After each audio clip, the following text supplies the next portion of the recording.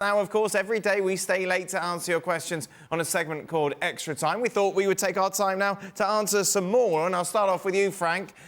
Would you rather play under a manager like Ancelotti or Pep? Wow, that's a tricky choice because I would love to experience both, but I would say Pep seems to be a genius for me. Ancelotti is more like, cuddling kind of coach, dad slash dad. I think Pep would be very interesting. I met him, I saw him in Qatar, we talked a lot, and I felt that he was ready to go for it. And he's absolutely magnificent in that job. So I would love to try to work with Pep because he's very demanding, but at the same time, he has great ideas. What about you? Days off. Days off? Ancelotti. Who would give you the most days off? Ancelotti. I mean, I'm not suggesting there's anything selfish in my... Well, it's completely self-centred, surely. So, realistically, if I wanted to play in this super exciting attacking side, it would be Guardiola. Yes.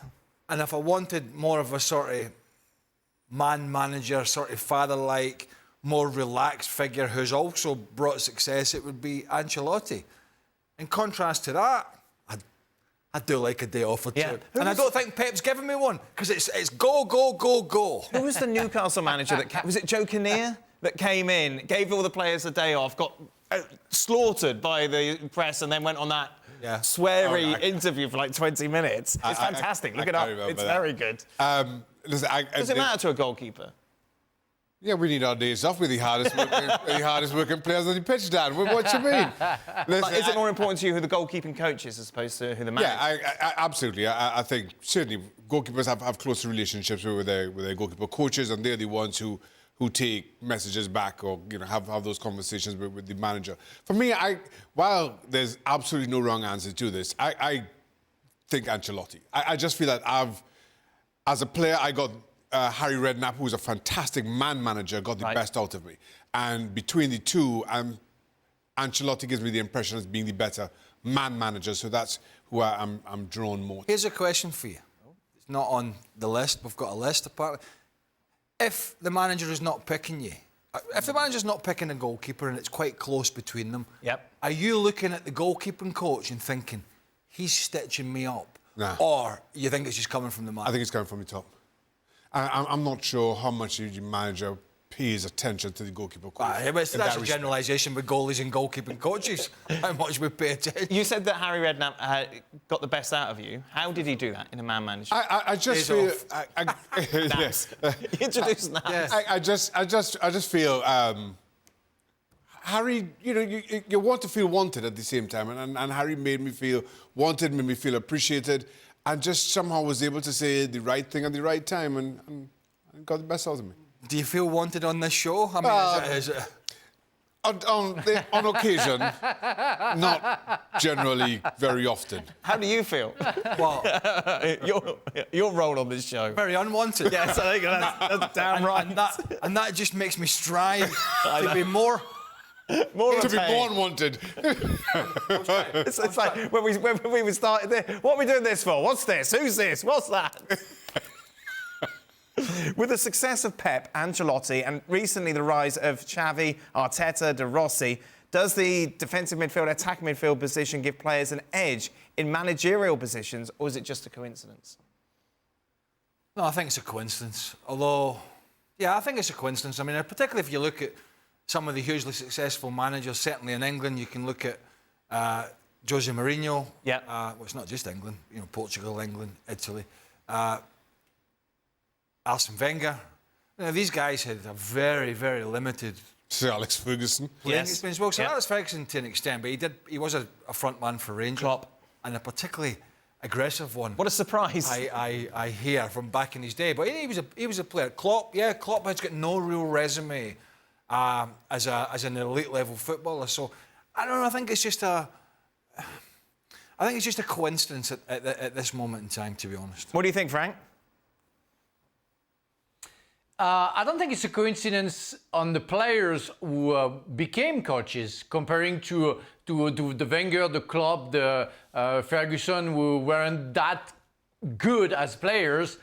for them is just because they worked very hard and it's why they've been successful. But yes, the way you play and the position that you played, I think makes you better because you exactly know what to do. You 100% know what to do, where you're more learning the process of, if you were a centre-back, to know what you have to do when you're a striker. Yeah, you know by the opposition that you had how to cope with that. But I think how to express to a striker is completely different than expressing to a centre-back. The way you talk to him is completely different. So you have to have that knowledge. So it's not a coincidence. I think you're better if you were a centre-back. You're better to explain how to work and maybe better defensively. And if you were a striker, you're going to be better in that matter.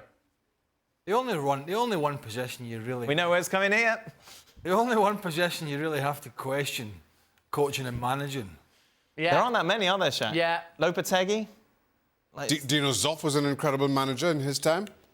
So we got Well, two. really, We just no. goalkeepers Goalkeepers are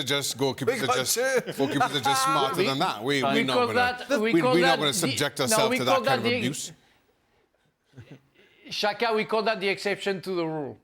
Yes.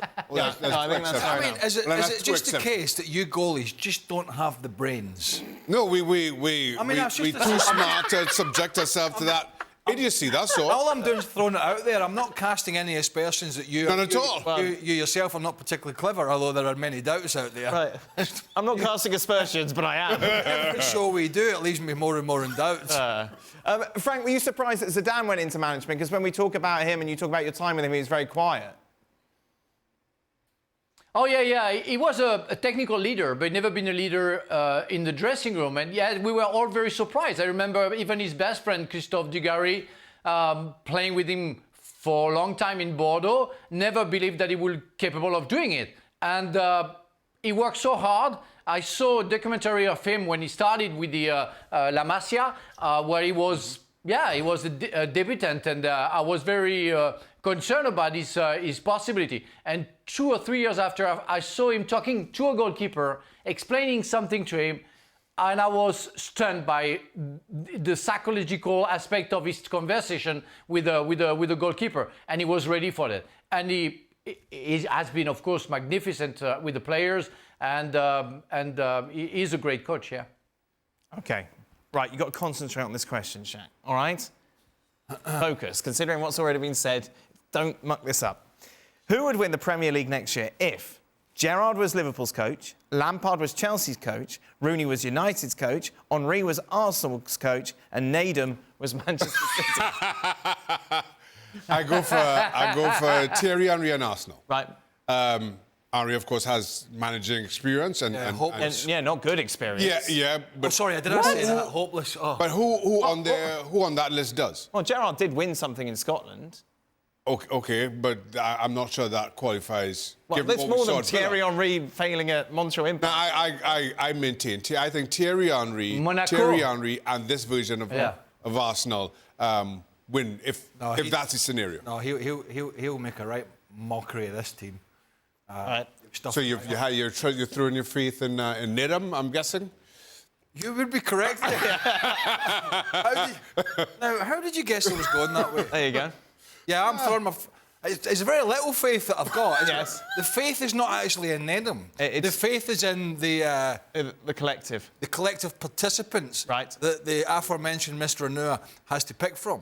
Perfect. That's who I would go for. Yeah. Frank, who do you go for? We got 30 seconds. You know what? I go for Needham because by default, because the 4 others, they've been failing. So I have to go to Needham, even if he hasn't got any experience. I want to give the chance to Needham to prove the other wrong. So yeah, Needham, my man. Take it easy. Take that, Thierry Henry. No love whatsoever from anyone, apart from Shaka. Oh, there's other people who got no love. Because you're a goalkeeper, that's why. Right. Just a reminder, ESPN FC with you throughout the week. Be sure to join us as we discuss the big stories in the footballing world.